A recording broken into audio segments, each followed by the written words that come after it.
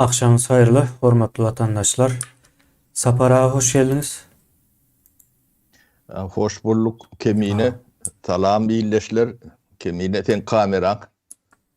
Görünün ok. Görünen yok mu? Mena var. Mena görünüyor Yok. şu at. Bilmedim. O men ne görünün Ha, onu. hemen ulutmalısınızdır ekranı. Ekranı. Hazır bir minut. Ululdu. Ha yok görünen yok Sapara beylek taraftan görünen yok. Şey diyeyim.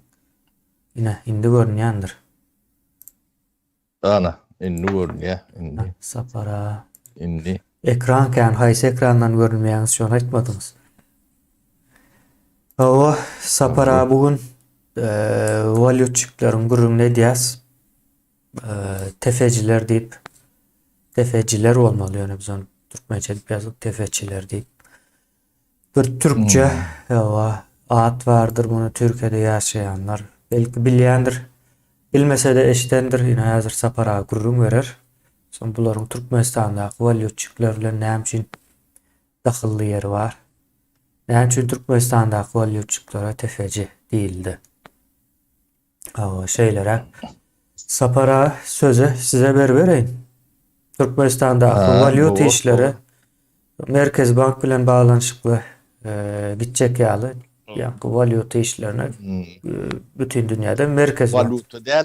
Yankı Türkmenistan'ın maliye yani pul politikası No. diye şeylere devlet nemesine faydalanma şeylere olmalı. Mıkanneyen biz önkü çıkışımda ben yani Merkez Bank var arada da gurrun edersiydik. Kadina var arada biraz gurrun ettik. Ahlak var arada biraz gurrun ettik. Yani ne dolanıp gelmeli. Meselemiz Merkezi Bank o Türkmenistan'ın yani maliye ya pul siyaseti diyeyim.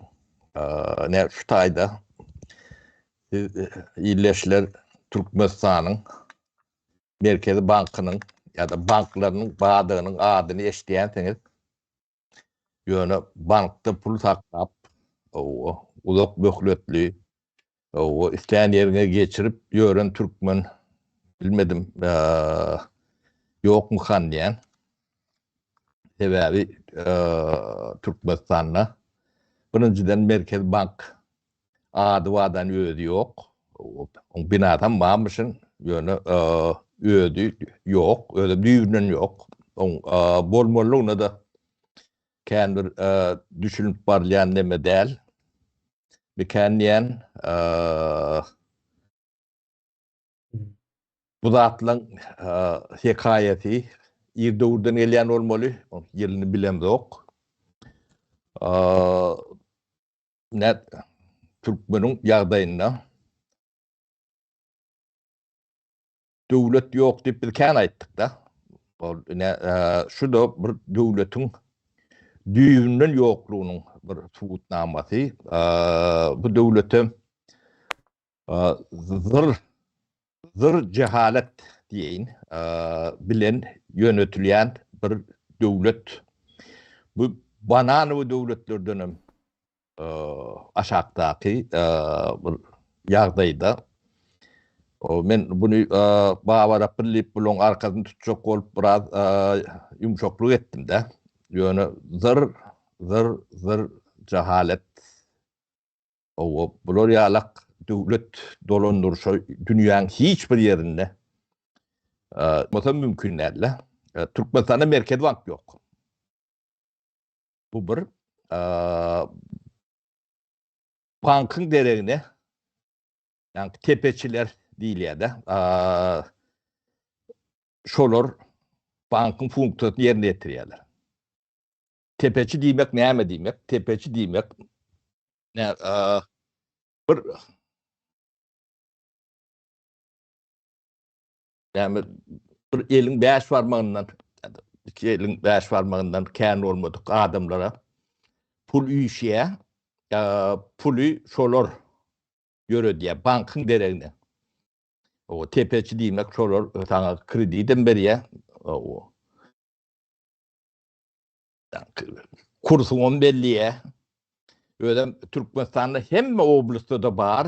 Olan atlarım belli. İş dünyasında şorordan pul karz almadık. İş edip görün. Tücari adamım yok olmalı. Sebebi bank yok olsa bir yerden pulunu aylamalı. Onun ne Türkmenistan'ın daşına 60% halkı öyle aktivni, yani iş yaşındaki adamlar daşında da şolun iyi veren pulu bankın üstünden nedir? Yani tepeçiliğin üstünden ödeyendir. O pul şolun üstüne şoları var ya. O siz Türkiye'den veriyen o tayda yerinde veriyendirler. Yani bu yani bank sistemasının daşına eğleniyendir. Öyle muktara mullokandır. 250 milyonun 500 milyonu çenine ayda dolanışık vardır. O sizin yurttaşına sıkılıp, itilip, yani katılıp çıkarılmağını hem tevabinde sülemeleri yatanlar, tevabisi daşına çıkıp Türkmen manadı derlen dolar veriyorlar da tepeçileri. O devletin hiç yerine deme del. Resmi giriyen çıkan yerim yok. O Merkezi Bankam yönü adı var. Onu yeme hükmünün oluyorlar. Yani Goro ya da başka dünya imaj vermek ya da halkara perivotları geçirmek ya da gelen nemetmek için ya da yönü içki ticaret için ne Merkezi Bank'ın ne normal bankların bu fonksiyonu yok diğerliğe oluyor demesi var da. O bunu bu daylek bile oluyor. Yani biz 2004 yılında bir kanun çıktı dedik de yer var da. Öyle şu kanun o yerin hemmesinin devletin eline geçmeliğini aydık geçtik. O bu neyemediğini düşündürdük. Bunu ödü. Ortada kripatnoy prava değil yattı. Kulçuluk düzgünü diye Biden'in Türkmence tercümesi. Şu düzgün, siz kul, siz hiç vakit yerin eyeti olmalılar. Yerin eyeti olmasa malın mülkün eyetim değil. Siz potrotçu olup bilirsiniz. Ya da hakkına tutulayan işkar olup bilirsiniz. Siz özünüz tüccar yalak bir şirketin ya da firman eyeti yalak olup bilirsiniz. Onu eyet değilsiniz. O işlerini vakti elinizden alın bilinendir. Bu sistemada yani devlet tarafından regulir edilen o 1%, yarım %, 1500 adam tarafından regulir ediliyor. Yani ehli pul bir yeri üşüyede. Şu para vermek sistemim son bir şakasıdır. Siz çıkanızda, giyirenizde pul veriyen de. Aeroport. Aeroport onun yani adı ne mi migrasyon deyip bir No. o bolu saat bir idaranızda var da. Yani şu tayda da çoğu mengeş başka idaralarda da yani pul veriyen 6 milyon, 5 milyon ya neyse milyon orta bizim Türkmen'in kanan belli derler. O köpçülük diyeyin, köpçülük pulu para hükmünde beriye adamların paranı alıyor. Şu para bir yer üşüye. Yani şu paranı bunlar işlediyorlar. Yani bazıların kursuna şunlar veriyorlar. Devletin neymiş iki kurs vardığını. Devlet yok. Yani devletin ofisalinin kursu var. Devletin bağırlığı şu ofisalinin kursun derecesinde. O ofisalinin kursu bile hiç yaşanıyor o. Demek devletin nemesi bile yaşanıyor yok. Demek devletin yok. Yani birbirine bağlılarlar da bunu. Bunu kim kontrolü diye. Bu yani tepeçiğin yürüytü gorağı olmalı. Yani birine kredi verip onu son ne edilse kanun yok, düzgün yok, işlet yani kontrakt yok. Hiçbir yemesi yok da. Yönür bulonki işleyendir. Ödem tağıt yalı işleyendir. Ya bunu üpçün ediyen, gorağını üpçün ediyen KGB'si, prokuraturası, 6. addeli, MVD'si. Yine devletin kurumaları, yani tepeçileri absürt ediyor da, son hizmetinde. Biraz Ya o tepeçiler kimler? Tepeçiler şu yani Berdimuhamed'in olayına gelen adamlar deyip yankı diyorlar onu bunun altında başka güçler var. Bu mafyozi demeyen işleme formatı dünyada mafya şey bir işledi. Narkotar kovladı. Neşet Hüdati'nden karteller Edilşuloryalı işleyenler. Türkmenistan'a Edilşuloryalı işledi. Sebebi hiç tadı resmi değerli. Ne TV kazıp çıkarlarının büyük sebebi siz Türkmenistan'ın içinde olsanız siz bir problema siz köle giymeli, su içmeli, başını bilmeli, bir yerde yaşamalı, işlemeli. O giden problema odatlar üstüne edecek olsa. O sizden hiçbir yani döviz diye de yani, valuta dolar gelen o Türkmenistan'ın için işlerinin mana da almalı. O mana di bunlar başını yapsın. Doları taşına kadar biliyen. Sonuçta taşına çıkarıyorlar sizi. Ya paspatının meselelerin çözülmeyen gittiği için ayaydım olup paraya da. İyiliğine kayıtmağının kıyınlığı, samaliyodun uçmayanlığı, demeyeceğinin bahanası. Yine tepeçiler, tepeci demek yani niligalini bank yalaklar da. yönü ne mesela var onun. Ayratayın bir güç ulancı sembol ya içinde. O güç olan yerler böyle realni güçleri var. Realni gücün hükümetin emreti. Ne şolara vaktinde vermesen yani 6. addelin sana diyorlar. O sen şunca bergin var. O sana neyse tağat, plança tağat. Şonu niden tapyalar getirip veriyorlar.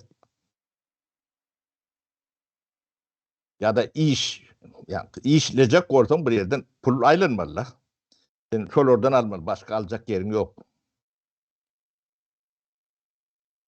Onu sen zor ediyorlar. Aha.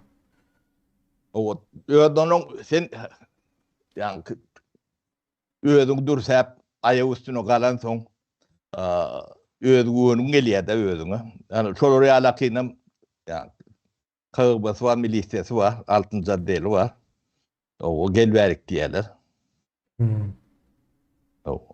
Ondan sonra Gelverik diyenine o ne diyseler. Milyon getirdiyse milyon.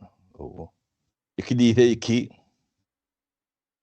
İşin verdiyse duruşuyla bilinsin.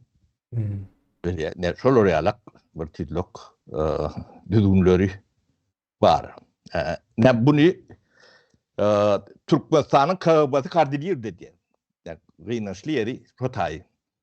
Prokuraturası, MVD'si bulatlan hem becerini bilip şon içinde şolon nemesini hoopsuzluğunu neyine, pulun hoopsuzluğunu adamdan hoopsuzluğu arada gurrun eden oklar şolor şonu üpçün ediyorlar. Şu yanlış olsa yine şu ad tutulan idareler vardır. Şu şeyle değil o yalan söyleyeniz, deyip bileyeniniz olsa içinde bir vicdanlı erkek gözlüklü bir yıkı bağ orta çıkın aydın. Yok taparağı yalan söylediğinden. Onu iş dünyasında da değişirler. O beylik tarafında da. O, şunu siz bilmeyen bilen yok. Yok ben bilemeli. Bilýäňiz. Hı. Ne? Metele şeylerak ne biz Merkez Bank barada gurrun etjek diýipdik de ol Merkez Bank'ın Yerine näme doğrunun gurrun etdik. Düşnükli o boldy ýaly ýani Merkez Bankynyň o näme de edilşi onuň tersi bolmaly. o indi näme üçin pasport beren oklar näme üçin bizi Türkmenistana dolar reala giden oklar diýilen sorulaňyza dine jogap. Şo tepeçiler Türkmenistan şolong eline. Hı. Doğulu eline. O berde o Berdi Muhammedler mi demem ola hayvan düşünen o bu datlar. Ya bir komentariýa var ýegenler günde $500.000 satyp goýberýär diýýärler diýä. O gaty näme ine ýanky tefeji diýýänleriňizem ýegenlere baglanmış. Ya da biriniň biznesini elinden alınan wagtda ýegenler alanmış diýip bir näme var. Näme diýilýär muňa? Bir pseudonim ýany bir näme? İş ýöredýärler. Neme mış için tarapım bolmagy mümkin. Yani bunu yani döwlet sisteminin dolandırmayanlığı katı aydın hem açıkta. Kemine. Yok. O diýenler mi ya da bir başka bir mafyozy grupu mu İşin böçörü aydyp durdy ýaňyz. o ödem katı uly pul aýlanýa o pulun muktaryny ýöne ýeke beýlek tüjaretleri demedem dok. Şu gariban iyice ünlü yer peşap daşary ýurtda pul gazanýan adamdan göýberýän pullar var da. Sağaları, denezler atarları, kefelleri o ne taklamak üçin ya öýje atalacak bolup ýene şoňa meňdeş o bir maskala problemlerini çözecek bolup iýberýänçe pullaryň hemmesi şularyň üstünden aýlanýar. 100%. O da 250'den 500 milyona yani Sidon'un ýagdaýyna göre milyon dolar ayda şu segmentin demesi aylawy. Ödem Türkiye tarapdan o başka nemelerden var yani neme yani ken yine başta Türkmenistan'ın manadynyň konteynerlap ýurduk daşynda gezip ýörenini neme diýedik de. Ya bularym şo nemeň nemesi schema bir grafik. O bankyny Türkmenistan'ın banky işleni o. No. Bankamatym işleni o. Oň işlemeýänligiň büyük sebäbi şu. O pul alyp bilmeýänleriň sebäbi şu. Hemce tepeçileň eline pul. Döwletiň elinde neme ýok. Döwlet diplomat ýok da. Sapara indi tefeciler diýende o bizim ildeşlerimiz bir adam aklına gelecek de. Tefecilik asıl özü bir näme aýra temir sistemi. Bu sistemi hükmünde kabul etmekleri gerek bunu. Bir adam ya da bir näçe adam aklınıza gelmesin. Üýtgäp bilýär bu adamlar düşünşüm boýunça. Her oblastda etrapda sistemlerin adamlar var diye. Yani valyutçuk diýenlerimiz. Valyutçuk o. Kursam şolar belliýärler. Awa. Näme esasında belliýärler ki statistik maglumatlarym tutýarmy? Yok. Yok, yankı şu hovan durumuna göre diýip aýtsagam bolýar. Yankı tiyat hovan durumuna göre. O bular şol gorkýan datlary var. Uçkundan gorkýan. O şol uçkuny çıkmady ýalarak o şonu töndürür ýalarak ýagdaýda eme diýerler. Yani geçen yıl 42, geçen yıl diyen ondan öňkü yıl 42 manada çelli. Çıkan dollary 19,5 çelli o geldi. Yok, bol deme, beş oblus var. Halkın yaratan daşına Ansat. plança bolmalı diyorlar. Bolun. Aha. Ansat. Şeylerek. O daşın hakkı yani pul ver pul deme diyenler şulon bir demeleri. Mava. Bu soňky 10 ýyldan bäri bar diýär, ýaňky valutçuk sistemasy öňem bar diýene häzirki ýine tefeji diýip goşda valutçuklaryň bir ýaňky tefejilik bir tarapam bar da. O sistemleşen Owa ýagdaý. 10 ýyl töwereginden bäri bar diýär. Ine şeylerek bir ýagdaý soň sapara indi şu sistemanyň gönümeli at berip aýtmak kyn bolýar ýöne bu sistema kime bähbitli kimler tarapyndan işledilýän bolup biler we kimler peýda görýär bundan. Deme kimden peýda bolýany gatyr önemli değil. Yani Türkmen demetinden değil. Yurdun eýeti yok da. Yurdun eýeti yok bolsa bu yurdu sömürmeliler. Kim başarsa yani bir doğumlurak grubu dört bilýär. Döwletiň içindäki doğumlurak grubu da edip biler. Daşından mafiyada edip bilýär. Taliban edip biler diýäňiz belki. Yurduk eýeti yok da. Yurt eýeti. Ödem köpden bäri yok. Ama bu polisiýa ýene näme bular owa näme hasabyna işleýär. Biz köp wagtdan bäri aýdyp gelýärse döwlet ýok, döwletiň hiç bir nemesi ýok da suduru ýok barlygyna. Näme diýe bir canlydygyna işaret edýän hiç zat ýok. Bir sikleti var yani çünkü köne nemeden bilişse dip adı var ha. İçeri işler ministri diýen adı var. KGB diýen adı var. İşlep ýörünip protakatnap ýörünlerim var. Var. Suduru hem de suduru var. O ýöne bulara döwletiň bir bölejigi aýlyk berer ýalyk. O da şu tepeçilere bağlırak bolmaly. Ellen aýlyk berer ýalyk edýärler de.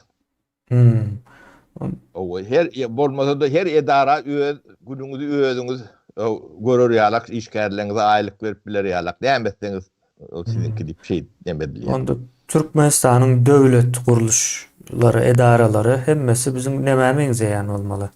O mollalar çeýneň içine arak goýup içýärler ha. Çeýnekden içen şeyle burada adamıňize ýan bolaýmaly. Ýa-ni çeýneň o bähbit ýa-ni näme diýilýär maksada ine çeýnek maksady näme çaý goýup içmek. Ýa-ni çeýnek sözem ýa-ni aslında çaýnek ýa-ni çaýlyk. Çaýlyk sözünden gelýär da çaý. Ýöne içine arak goýup içip bolýar. Ine polisiýany o halky gorasaň hem bolýar ýa-da halky taýaklasaň hem bolýar da. Dürlü görünüşde bolýar. O eşigiň şo eşik. Eşigiň şol eşik. O çeýnek şol çeýnek ýöne içindäki aragam bolup bilýär mollalar içsin diýip. Gynandyrjy saparagy o Gülýär söyleyin ýöne. Şu deme da iş dünýäsinden biz gurrun edendiden soň ýa dertlerini anlatıp başladılar da. Ne bu da bu şolong dertlerinin biri. O bunu biz şu temanı bir açılışını yaptık da şu tema. Şey deyip düşünün. Bir gatı nemedir? Çuңurdur, kän pikir etmeli, gurrun etmeli temamızdır. Özüm gatı önemlidir. O Türkmenistanyň içinde iýdili işläp bolmaýanyň sebäbi şudur. O garyplygyň sebäbi şudur. O tozmagyň sebäbi şudur. Sebäbi o taýda ýetir günüň nähilek boljagyny bilýän ýa şoňa ynanýan şoňa bir arkaýyn bir iş adamsy ýok. O ýetir näme bolsa Hudaý wa diýip gedip öğrenmeler bolmaly.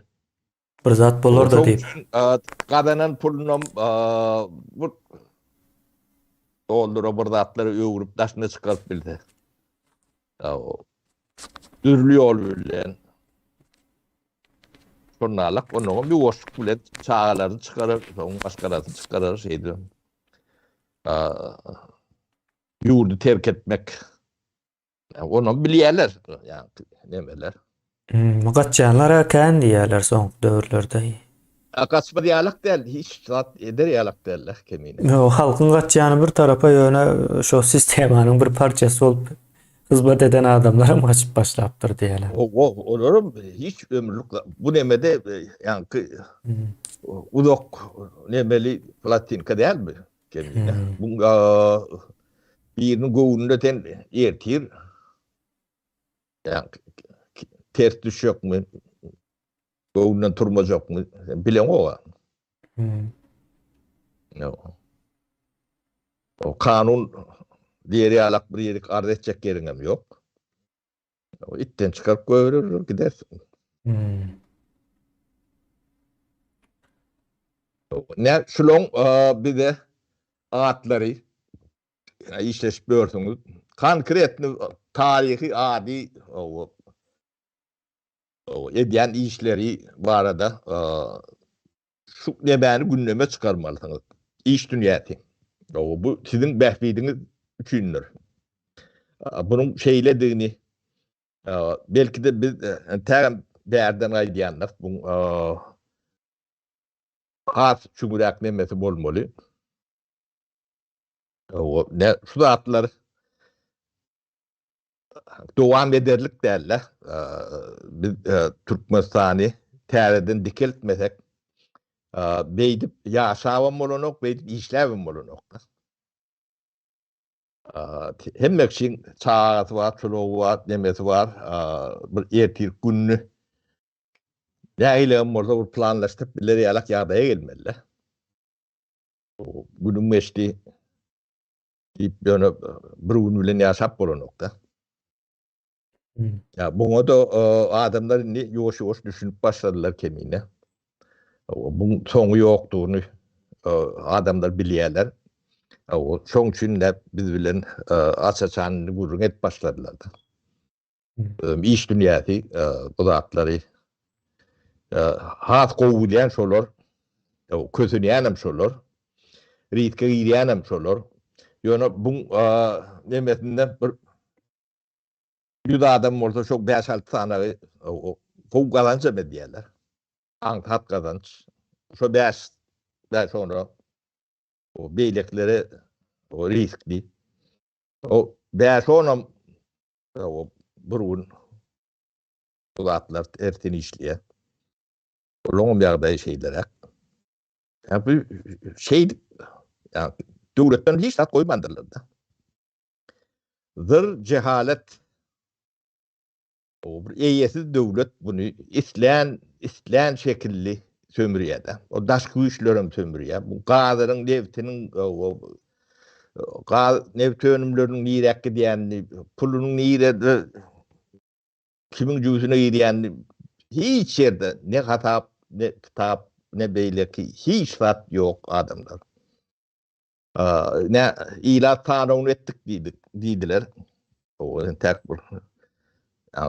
Eşen tedege muğranı. Sapara ular başka da sağanan olaýmasyn ilat däl de. Ýöne şol aýdyp bilen okur. Däme sananlaryny. Hemen sanırlar.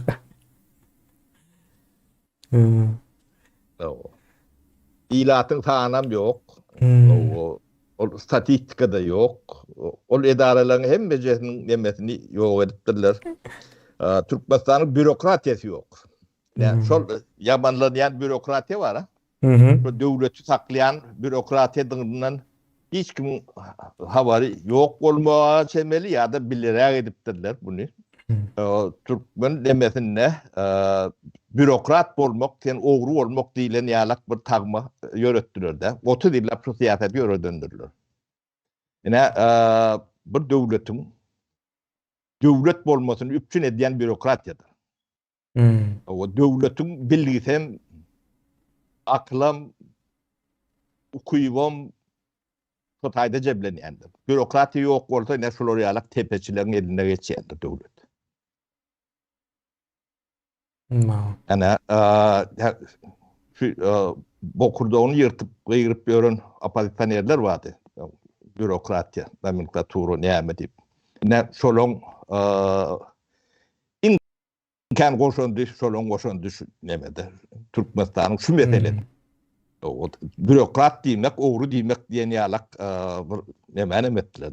Bürokrat, teknokrat adamlar bürokrat diýilýär. O teknokrat.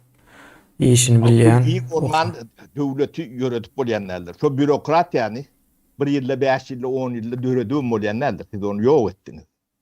Şunu Türkmende döretmäle mümkinçilik gaty çäkildir. Ýewropanyň bürokratiýasy 200-250 ýyl alandyr emele gelmesi. O. Ne Babar Abdullah eden Türkmenistan'a eden kömegi şu onun ben opozisyoner diýip gaýryp görenler kömegi.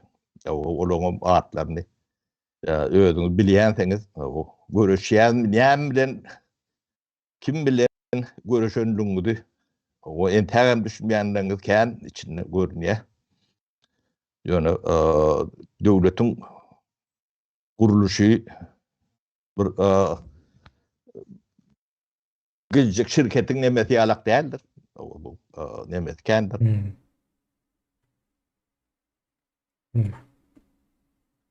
Ya Merkez Bank'ın rähileki işlemeliligini bilýän adamım bilmedim Türkmenistan'da. Biraz duşum yok. Bilýän adam bolsa Aydar Saparaz şeýle. Ýa bank meselesi däl. Ýa molim bir çağa yetiştirme meselesinde bir molim bolan bolsa hakykatdan şu çağlaryň zaýalan ýandygyny aýdartdylar. Durup bolmaýar da bilen adam aýtmaly. Şu wagtda çelli ýok diýmek. Aýdan adam ýok diýmek ýok. Demäli bir post ýazypdyrlar bolsa ozany gözüň ýetýän bolsa. Bir zat ýadyma düşdi de 2014-nji ýyla çelli bankyň işgärleri lewap dünýä bazarynyň valyutçyklaryna çärjewdäki bankyň işgärleri bolmaly. O dollary karzyna berip goýberýärdiler diýe satyp ber diýip ýani satyp ber diýip berýän ekenler o bank nädip bir adama dollaryny satyp ber diýer valyutçy döwlet täle diýe.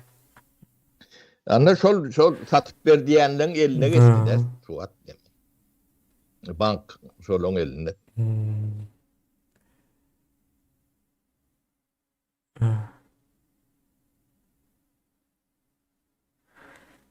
Ne bu zatlaryň näme gurrun edilen ok.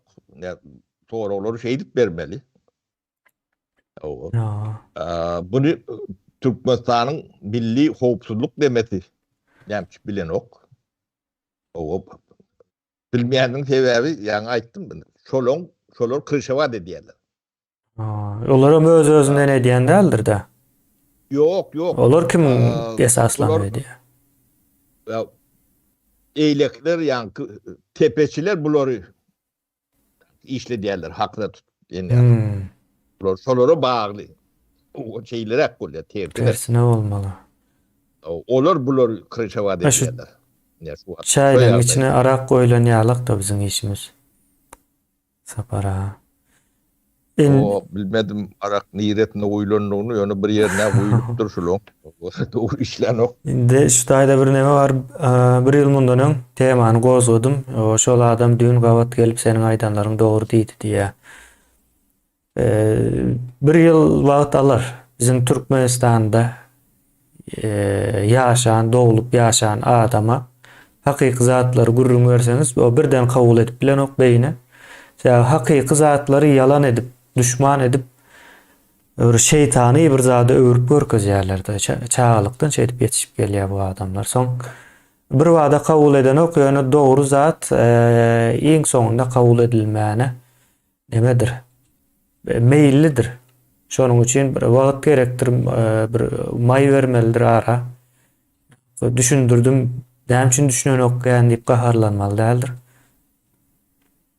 Şeyler bir ýagdaý. Sapara Nefsi gurrunları yetmek için 3 yıl biz size yani düşünmeyen altyapısını häzirledik de. Şu atları gurrun edip biler ýalak ýagdaýa. 3 yıl bundan soň şunu gurrun etsek etmedik bolsak ýa-da. ya ýakda büyütköçük boldy. Soň sapara size o indi bu zatlaryň gurrun etdik. O şeýle bir problema bar. Ine täze Türkmenistanda näme etmeli biz? Mesele de ortada.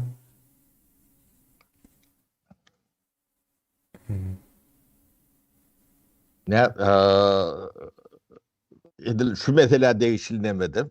Ne Merkezi Bank'ın ne eylep bolmalygyny, o garaşsyz bir bank bolmalygyny, o hukukun garaşsyz bolmalygy barada gurrun kän etdik bilemok. Düşünüp bildiňiz mi bilen ýokmy? Ýani hukuk garaşsyz bolmasa kanunyň hiç biri işleýän nädir? O kanun erwed işleýär ýa-da o prokuror erwedeken, ol erwedeken bu nemeken däl o taýda kanun düýünden ýok bolýar. Yani Merkezi Bankam şolar ýaly garaşsyz bolmalydyr. O hadine de garaşsyz bolmalydyr. Siýasatçyň eline bu zatlary ynanylýan näler hiç ýerde de şeýle däldir. Ne Türkiýede de bu zatlary bir adam elle geçirip başlatda. Indi şu taýlawdan soň açyljak etlen ogurluk bir nemede ünit berip liderlik görüň. O siýasatçy näme üçin şu zatlary eline geçirýär? Ogurlamak üçindir. Bolmasa bular garaşsyz diýer, öz punktyny ýerine ýetirir. Birinji hukuk garaşsyz bolmalydyr. Merkezi Bank garaşsyz bolmalydyr. Hazine garaşsyz bolmalydyr. Hazine diýmek halkynky publicdir. Kamuoyunyň nemesi. Kamuoyunyňky. Onu yani siýasatçylar yönlendirip bilerler. Kanunlaryny, düzgünlerini geliştirip bilerler. Ýöne olaň garaşsyzlygyny çäklendirip bilmeýärler. Gönü neme de berip bilmeýärler. Sen şunu şeýle etmeli. Aýryp goýup onu edip bilmeliler.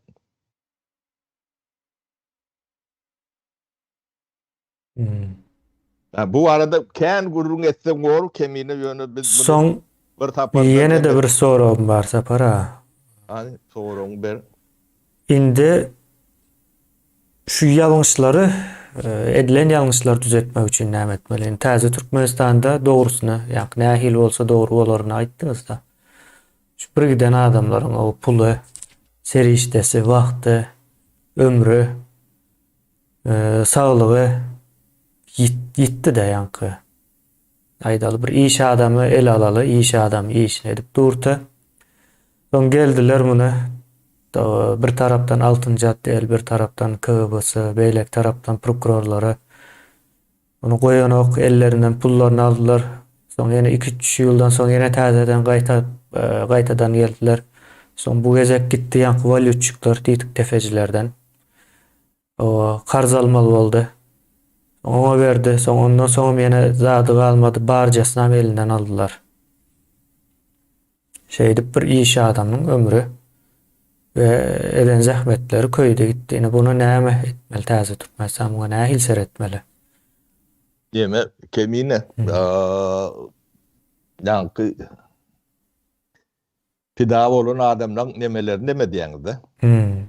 O nefsini ağrıyan ýalak edip demediler. Şu pida bolýan adamlar, şu atesini çıkarmanı ýören adamlar. O bir tezin çıkarmayan orada bulara koymak gerek geldiğimi. Hı hı. Korkan, eydiyen, beydiyen diyendirler olun yalandır. O korkan oradan Türkmenistan'da yaşamazdın. O iyi işlemezdin. O şoň üçin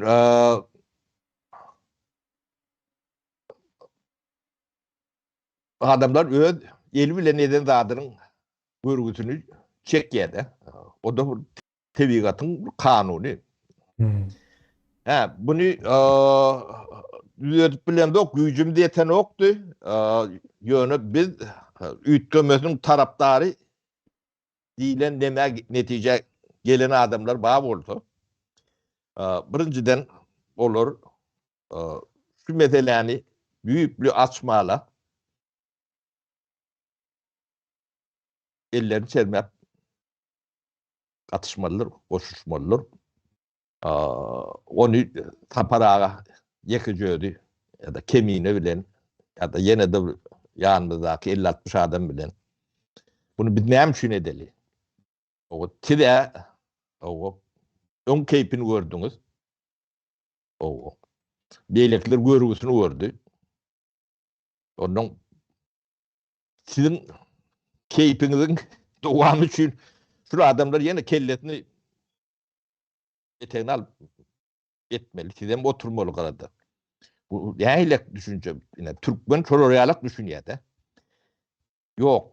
Bunu özünü doldurma emmetini yani pidav olan olsanız İsleyen olsa diýäňiz. isteyen olsanız Hı. bu da atlan hem becetini ortaya çıkarmalısın. O kim ediptir? Biz şu an umumu gurur ediyse umumu gurur eden de umumu adamın hem becetini cezalandırıp olan o. Her bir güneyen edilen işin arkasında konkret adam vardır. Aman verdi, durdu. Onun konkret data vardır. Yani tarih. Hı. 10. yılın 15. mayında 18. yılın 20. nemesinde ben ne şu beyefendi bilen o Floriyalaklat gürleştim bize Floriyalaklat bilen korkudu elimizden Floriyalaklar alli dileni alak o konkret nemeleriniz olmalıdır. Sonra kömek edip bolýanlar. Bu zatlaryň üstü açılıp başlaýanlar. Hı. Onu yetmeli zatyňyz ne ile işleşmeli. Sonra sizin günäňiz baram bolsa, günä ýeňle diýen nemelere girýär da ýank. Ondan sizin düzeltmäge, düzelmesine o höwesiňiz işleňiz badygyny görkezersiňiz. O sizi biz zor edip düzeltjek bolup beremdi o. Kötüňde deper öwerer. Kanun vardır. O asyamy, ýakýamy, basyamy şolar bilen bolarsyňyz. Bedim siz iki doğup bir galandy däl ya. Ya her zatym tebigi nemesi var. Hı. O näme başga ýerleri ine giýjetini gündüz edip o 3 ýyllap käkelep berse. Biziň atymyz çykyp durmady. Bergimiz barmy? O çağa teňki. Gelejegem sizinki. Näme siz ýatmaly, o birem edip bermeli. Hı. O näýlek düşünje. Tamsyklygy talyp bilmedik. Bilmeýäniň bilen ne ýedan adalya, ne günäň kemeliýe. Bilmeýän bolsa, bilmeli kendin diýerler. Hı. Kanun işlerinde şey diyor işleyen. Demine. Şoň üçin adamlar oyunun yarmy ukuda, dolu ukuda yaşap gören bolsaňyz silkinin durmuş gaty çyrşyrmylar, agyrdyr, o käte howpludur.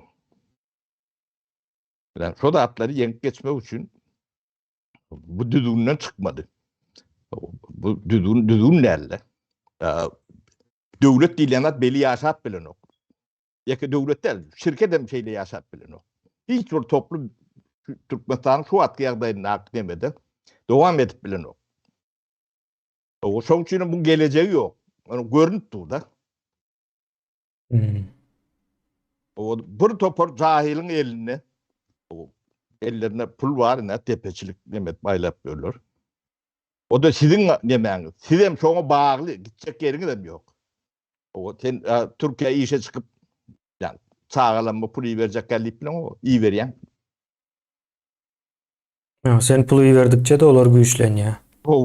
Sen şoları işleyen. Ben çağağın işleyen kan diyen onu yok. Şoları işleyen. O çağağına da bırlatmalıya oluyorunu betalt neymiş olur. Bir beden owa ulalýar. Et sünk ulalýar. Oňa da çağa Yani değil ya. onun bile deme oluyorsunuz da. Yani tavçasnik değil ya da. Tuç ortağı yeni alak. Siz kömekçüsü oluyorsunuz. Biri tuğçusu, biri bir abi şeyler gidiyor. Bu zatla düzeltmeli, düğüpten düzeltmeli yönü kasmetik remont bilen bolon ok bu zatla. Biraz sapara aýdýanyňyz, hakyny talap eden adama hakyny gaýtaryp bereriz diýäňiz. O Sesini çıkarmadığı adama bize de iyi şans olsun diýäňiz. yok kemine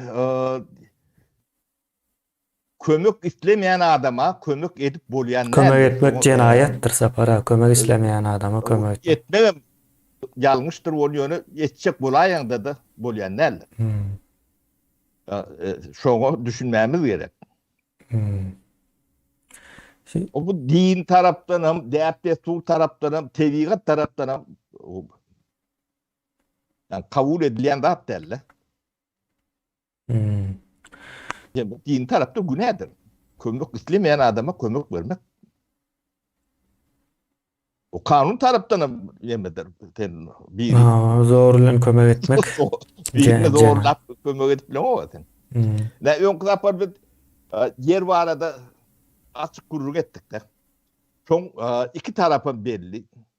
Verenem, alanam böyle milyonlarca, belki de 100 milyonlarca, milyonlarca adam böyle işin içinde böyle açık sesini çıkaran da o. Şu biz kaldırdık, onun gündemde yatık gitti. Böyle göz örtülü görünüp durunda hukuk taraftan hem iştahat kıyımlı yok, resmi. Devlet bağ oldu. Bu resmi böyle dokumentli, kağıtlı, suutnamalı cinayet şey. Böyle maştablı, globalini yani Türkmenistan'ın memleketinde tereden de globalini yemede derecede görünüp durunda hatta. Reaktör gördünüz mü? Kebini. O reaktörün bir de değmesek başka ediyenim yok. Şeyle de bir zat var sapara bizim cemiyetimizde. Şu gurrun etmek, yani bir hakiki meselenin gurrunu etmek bir tabu ýalak yani gadagan ýaly bir zat.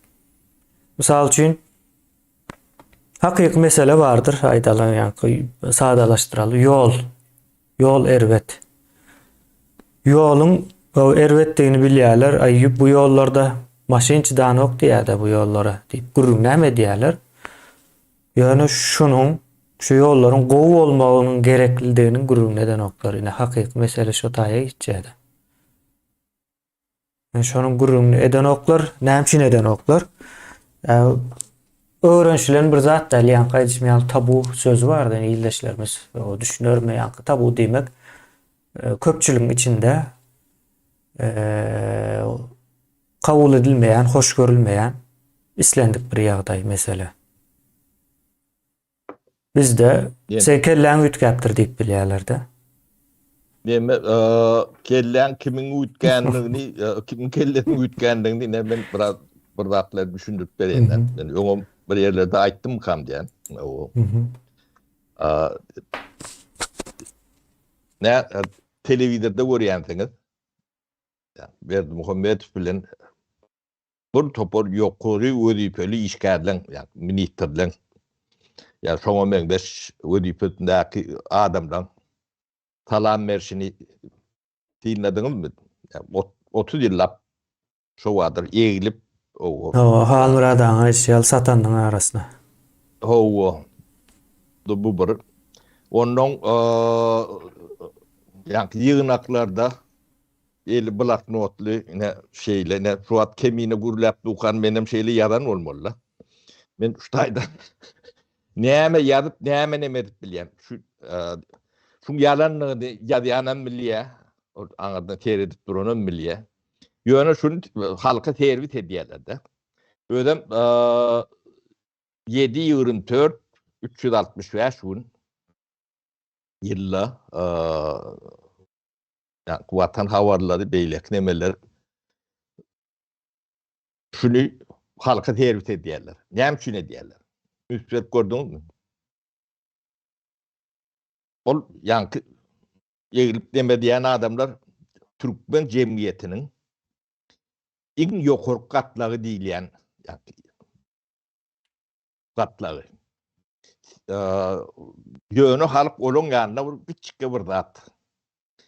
Ne şol sizin iň ýokarky gatlaňyz. Biz şunu şey diýär. Siz näme diýär? Sizin beýniňiň aşagyna sokulýan zat. Milleti yani ezilen neme yetmek üçin edilýän bu yani toplum mühendisligidir. Ondan bu bir. O ikinci bular bürokratiýasydyr. Yani bu döwletiň bürokratiýasy. Indi spesialistler yetişende hayal edýärler de biz kariyeramy şu derejeye yetirjek diýip. O boljak, bu boljak diýip nemeleri var da, hayallary. Onun şol adamlar, şol ýaşlar mutal üçin şulara seredip şo hayallaryndan vazgeçip bolýarlar. Şulara ýaýap boljak bolsam bu zatlar gerek geldi. Başka yani doğruluğu yalanına bulanına gidecek değil. Onun şu siyaset Türkmenin bürokratiýasynyň ýenesine uğru diýerler. Ne Türkmen sayıp beren düşünür ýalak sizin. Ne sizi hiç wagt normal bilgili adamlar dolandırmaz diýip sizin beýniňizde sokýarlar. O sizde de bilgili profesyonel adam bolma hüwesini öldürýärler. Bu ne ekrandan 7-24 berip durlar. Şoňa siz näme üçin bu türlü reaksiýa ýa-da pikir o bereňde jemgyýeti. Bu bir görünüp duran zada. Şoň hiç zada peýdasynyň ýokdugyny o 5-nji klasda çağdan sonra da bilýär. Hiç bir ne siyasata, ne iqtisadiyata, ne döwletiň howpsuzlygyna, ne döwletiň geleceğine, ne däwimize, ne desturumuza hiç zat berýän zatlar däler.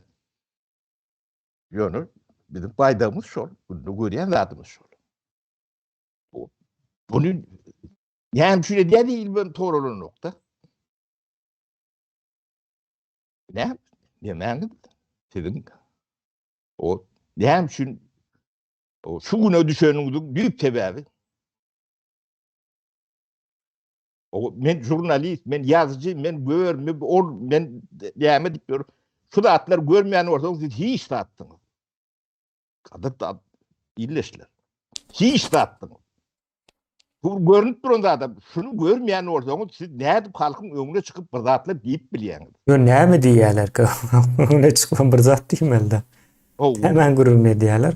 Edýän gurulma. Problemalar görmeýän bolsaňyz O giden bir adatlık radiyası var. 30 yıllap 5.000'den 10.000'den aylık alıp oturan adamlar var. Şu datları seyret. O men jurnalist deyip şotaydan kahramanlık eden yalak demeler epitletler saçyalar sağa sola. Ne şucağa da bu elementar da adam. Ne hem şunu edilen görüntü duran. Ben cemiyeti ezme için, sizin ruhunuzu depelemek için edilen. Böyle edilen. Ondan devletin islenlik edaretine varın. Adamın mertebesine değilyendir. Batalanayandır. Doktora var, devletin islenlik demesinin var. İlk filat adamın mertebesini kemsetmelidir. O aeroporttan giyilendir başlayandır öyle. Ne için? Türkmenin mertebesini yukarı kaldırmak için fırsat etmeliler misiniz? Ne hem şu tersine olmalı. Ne adamların mertebesini değiştirecek olup kinolar, tiyatrlar, taknalar olyandır. Yani uruşta yendik deyip bir milletin ruhunu kaldırmak için edilen atlar da o döröcülük demelerinde de şunun alaktır. Sizin döröcülüğün tersine adamın ruhunu depelemek, mertebesini depelemek. Adamın en gımbat adı mertebesidir. Başka ona değeri zat yoktur. Sen devlet olup her adımda vatandaşın mertebesini depeleyen olsan o sen adı ütgütmeli oluyor. O militeden şunun alaktır. Beyleksem prokurorum şeyledir. O idarelerde yığınaklara onun ödüllerini demet başlayanlardır. Hem meclisi halkın karşısına umuman aylandı. O mektepten başlıyor. Muallimlerinden başlap doktoru ve beylek pavon dakyanları, geyyanları. Siz şu da atlar görüyorsunuz yok. Ne yapıp görüyorsunuz? Görmeyen olsanız şey doğru vermeli oluyor da. Siz ne yapıp şunu görüyorsunuz yok. O siz yaşatmıyorsunuz zaten. Ya size mertebesiz. O adamlar şunu uğraşın. Ne Türkmenistan'da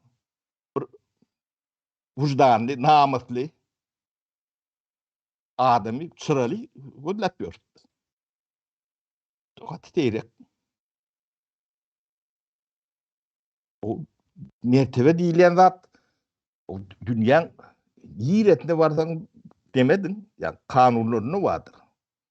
O ne Türkmen o ön mert tarihi köklü bir millet deyip tarihe girenler. Yani bunu edip görür demeni teredim. Şimdi şu an Türkmen'in mertebesini dikeltecek olsam o Türkmen'e yara vermelidir.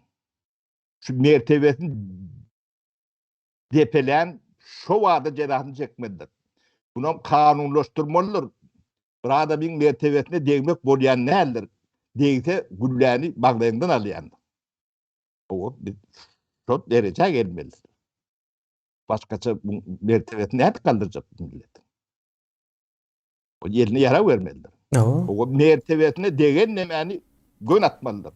Amerika'da ne için adamların yara varsa parayına. O son için. Her bir vatandaşı Amerika'nın öz mertebesini öz başta korumana hakkı var.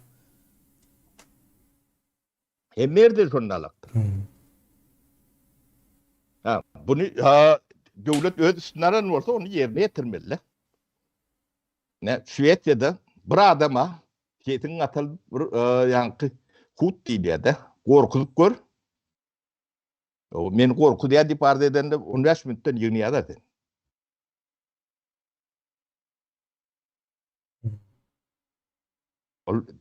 Bu zatlar görünüp durunda da.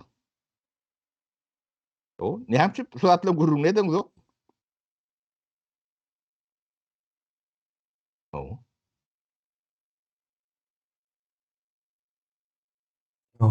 Ne? Kemine bu zatlar nemeti onun yurdu depeçiler yönetmeli oluyor. Başka demedi. Ava şu halkın mertebesinin yokluğu sebeple bolyan zatlar. Sapara cemlesegen bor eğer yine Cemdali kemine Aa. biz katı o da o gittik. O taşa gittik deniyor. Onu yirelerden çıktı. hemmesi kıynansak Yapar da bağlanışıklı meseleler.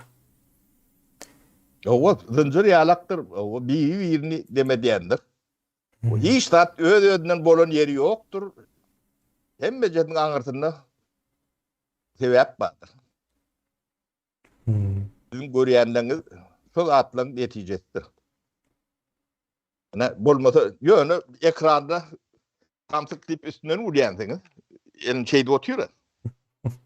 O siz çünkü şunlarla olun yönü sizin beyniniz aşağına beriyen imaj başkadır. Siz şu samsıkçaca bolup bilmeýäňiz diýip duruşda. O. Bolya sapara cemle bereli. O ya. İyileşler sağ olun.